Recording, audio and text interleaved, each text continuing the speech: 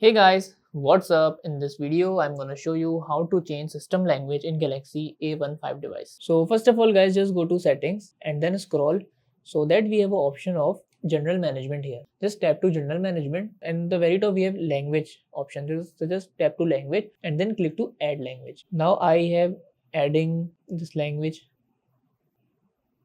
Okay, now if I want to set the language, all I have to do just long press this language and then click to upward so that this is the language priority and then the language is now changed to French.